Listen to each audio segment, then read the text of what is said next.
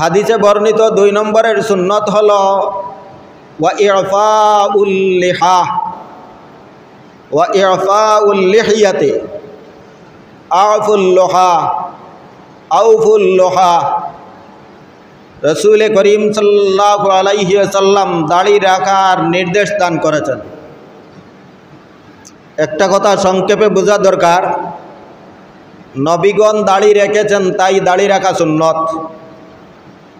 নবী রসুল করিম সাল্লাল্লাহু আলাইহি ওয়াসাল্লাম দাড়ি লম্বা করার নির্দেশ দান করেছেন, দাড়ি লম্বা করা ওয়াজিব, দাড়ি লম্বা করা ওয়াজিব।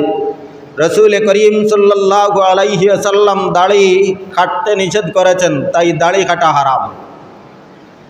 দাড়ি লম্বা করিয়া রাখা ওয়াজিব, দাড়ি কাটা হারাম। নবীজির সুন্নত তরিকার অনুসরণ করা বিদায় দাড়ি রাখা সুন্নত, দাড়ি রাখা সুন্নত। দাড়ি কতটুকু পর্যন্ত রাখতে হবে আর কতটুকু পরে কাটতে পারবে তার বিবরণ মুসলিম শরীফের এক হাদিসে হযরতে আব্দুল্লাহ ইবনে ওমর রাদিয়াল্লাহু তাআলা আনহু থেকে পাওয়া যায়। নবীজির যত হাদিস মৌখিক বাণী আছে, কোনো বাণীর মধ্যে নবীজি দাড়ি কাটছেন তার প্রমাণ নাই, দাড়ি কাটছেন প্রমাণ নাই। অন্য কোনো সাহাবী থেকেও দাড়ি কাটার কোনো প্রমাণ পাওয়া যায় না। দাড়ি কাটার খোলাখুলি স্পষ্টভাবে একজন সাহাবী হযরতে আব্দুল্লাহ ইবনে ওমর ইবনুল খাত্তাব রাদিয়াল্লাহু তাআলা আনহুর ছেলে আব্দুল্লাহ রাদিয়াল্লাহু তাআলা আনহু দাড়ি কাটছেন তার প্রমাণ আছে। কতটুকু? এক মুষ্টির পরে অতিরিক্ত দাড়ি আব্দুল্লাহ ইবনে ওমর রাদিয়াল্লাহু তাআলা আনহু কাটছেন। কতটুকু? এক মুষ্টির পরে অতিরিক্ত অংশটা আব্দুল্লাহ ইবনে ওমর কাটছেন। এই হাদিস দ্বারা প্রমাণিত হয় যে দাড়ি এক মুষ্টির পরে কাটা জায়েজ আর এক মুষ্টির আগে কাটা হারাম। এক মুষ্টির আগে কাটা হারাম। এই মুষ্টিটা হবে ওই দিক থেকে এক মুষ্টি, এখানের মধ্যে এক মুষ্টি এবং ওখানের মধ্যে এক মুষ্টি হতে হবে। 3 দিক দিয়া পুরা মুষ্টি থাকতে হবে। এক মুষ্টি এর উপরে দাড়ি কাটা জায়েজ আছে, দাড়ি তার চাইতে লম্বা করাও সুন্নত। এই যে এক সাহাবীর আমলের উপর तमाम উম্মত, যেই মাসআলার মধ্যে 4 মযহবের ইমাম, এছাড়াও শত শত ফিকার ইমাম, হাজার হাজার হাদিসের ইমাম, হাজার হাজার তাফসীরের ইমাম, সব ঐক্যমত দাড়ি কাটা হারাম আর দাড়ি রাখা ওয়াজিব। এক মুষ্টির আগ পর্যন্ত দাড়ি কাটতে পারবে না। এক মুষ্টি বরাবর হওয়ার পরে অতিরিক্ত দাড়ি যদি থাকে তাহলে কাটা জায়েজ। এই জায়েজ আমলটার মাপকাঠি হলেন আব্দুল্লাহ ইবনে ওমর।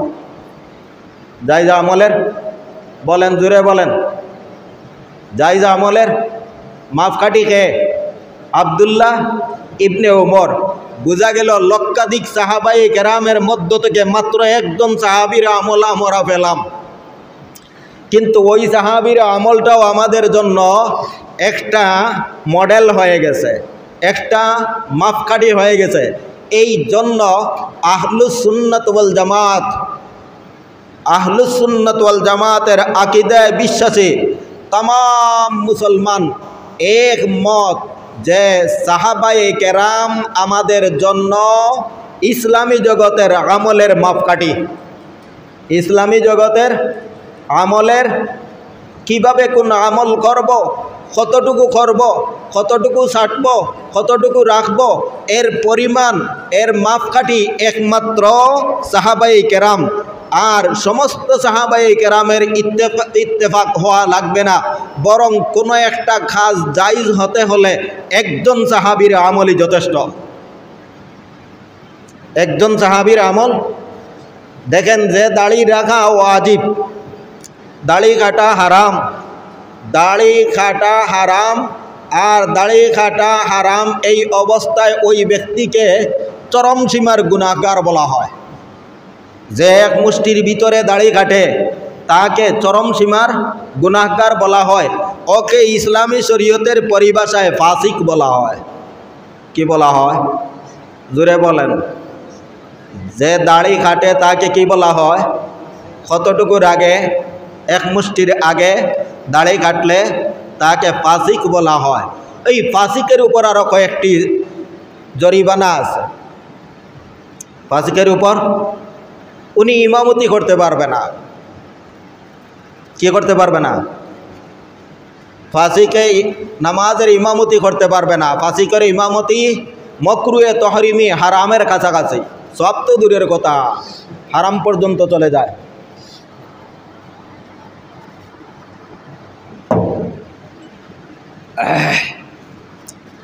আমাদের দেশে অনেকে প্রশ্ন করে, হুজুর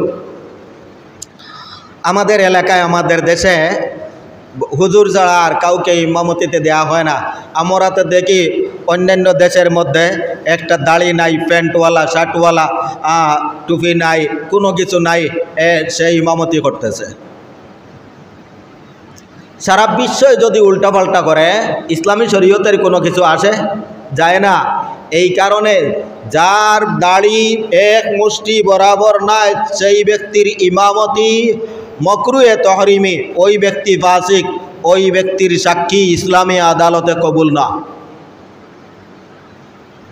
ওই ব্যক্তির সাক্ষী ইসলামী আদালতে কবুল নাই। তাহলে একটা ওনার উপর একটা নিষেধাজ্ঞা হলো ইমামতি করতে পারবে না। 2 নম্বর আজান দিতে পারবে না, ওনার আজান দেওয়াও মকরুহে তহরিমি। এবং 3 নম্বর ইকামত দিতে পারবে না।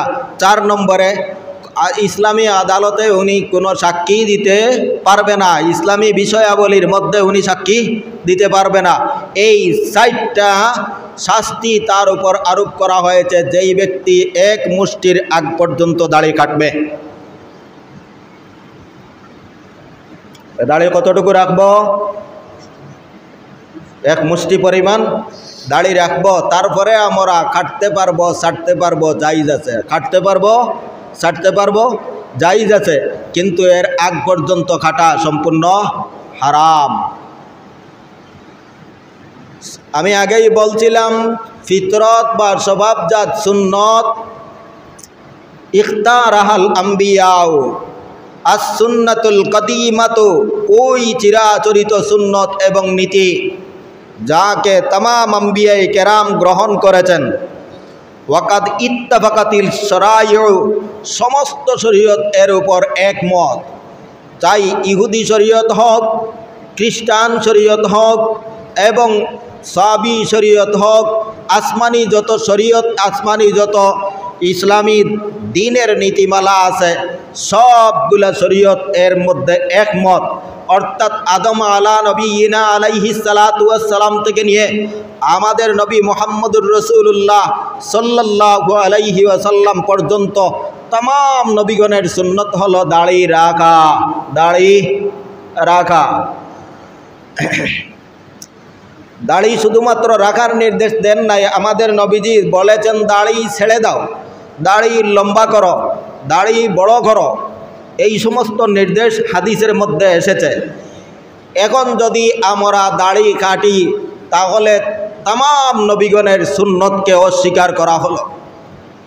নবীগণ দাড়ি রাখছেন হিসাবে সুন্নত, আমাদের নবীজি অর্ডার দান করেছেন, আমাদের নবীজি নির্দেশ দান করেছেন, তাই এই দাড়ি রাখা ওয়াজিব।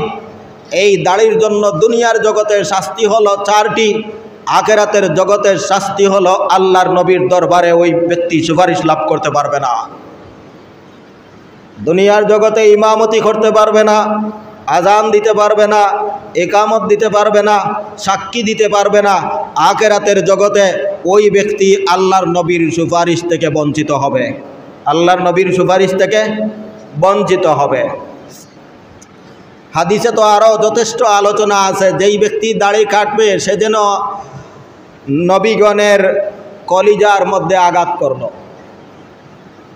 সে যেন নবীগণের কলিজার মধ্যে আঘাত করল। আমি এত আলোচনা করলাম, তার মূল কারণ হলো বর্তমান জগতে যে খ্রিস্টানেরা দাড়ি রাখে না, যে ইহুদিরা দাড়ি রাখে না, আর আমাদের দেশের মানুষেও মনে করে যে খ্রিস্টান ধর্মে মনে হয় দাড়ি নাই, ইহুদি ধর্মের মধ্যে দাড়ি নাই, এবং নূহ আলাইহিস সালাতু ওয়াস সালামের ধর্মের মধ্যে মনে হয় দাড়ি নাই, এই কারণে তারা তো দাড়ি রাখে না। এরা সম্পূর্ণ ফাসিক এবং মনগড়া মতবাদ। এরা তাদের ধর্মীয় আদর্শ অনুযায়ী চলে না।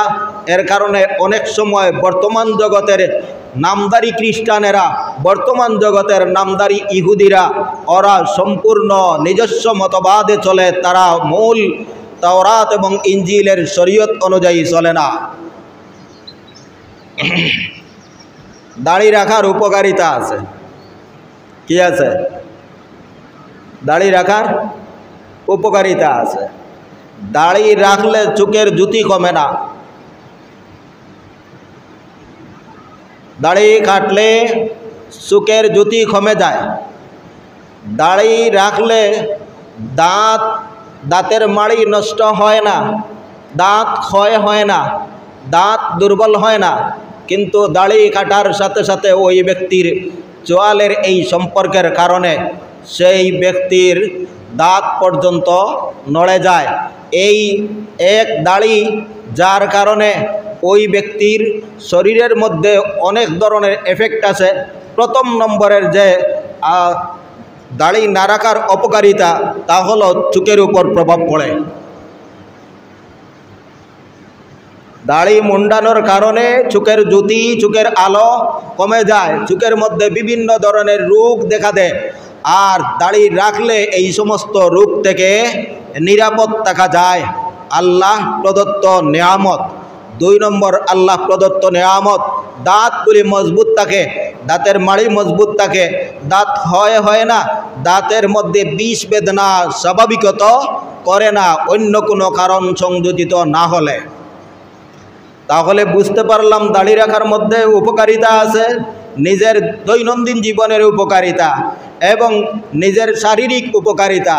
দৈনন্দিন জীবনের উপকারিতা হলো যে ওই ব্যক্তি সামাজিকভাবে অনেক ধরনের অপরাধ থেকে মুক্ত থাকবে। কথা ঠিক কিনা? যার মুখের মধ্যে দাঁড়িয়ে আছে ওই ব্যক্তি কি কোনো স্বাভাবিক অশ্লীল কাজ সমাজের মধ্যে করতে পারবে? তার দাড়ি তাকেই বাধা দিবে। যেমন পাঞ্জাবি, এই পাঞ্জাবি পরার পরে অশ্লীল নাচ গান ড্যান্স এইটার মধ্যে যাওয়া যেমন কঠিন হবে, ঠিক তদ্রূপভাবে দাঁড়িয়ে এমন একটা সাইনবোর্ড, এমন একটা প্রতিবন্ধক যা অশ্লীল অসামাজিক কাজ থেকে তাকে দূরে রাখে।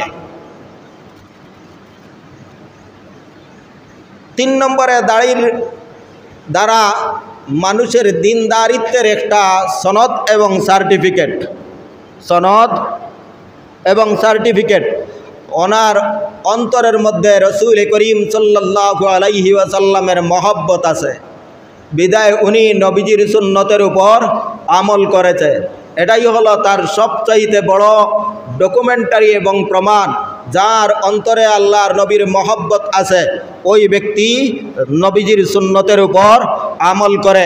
নবীজি বলেন, মান আহাব্বা সুন্নতি, মান আহাব্বা সুন্নতি ফাকাদ আহাব্বানি।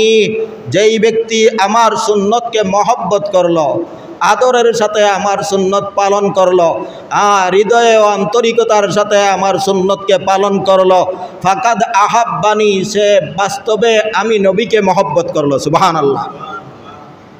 কে কে নবীজির সাথে মহব্বত রাখতে চান? হাত উঠান। আমরা সবাই নবীজির সাথে মহব্বত রাখতে চাই। আল্লাহ আমাদেরকে কবুল করো। নবীজি হাদিসের শেষাংশে বলেন, ওয়ামান আহাব্বানি, যে আমাকে মহব্বত করবে, যে আমাকে ভালোবাসবে, কানা মাইয়া ফিল জান্নাহ, সেই ব্যক্তি জান্নাতে আমার সঙ্গী হবে। সুবহানাল্লাহ। আমরা আল্লাহর নবীর সাথে জান্নাতে যেতে চাই তো? সাধারণ নয় ভাই, জান্নাতে যাবেন, জান্নাতের মধ্যে স্তর থাকবে।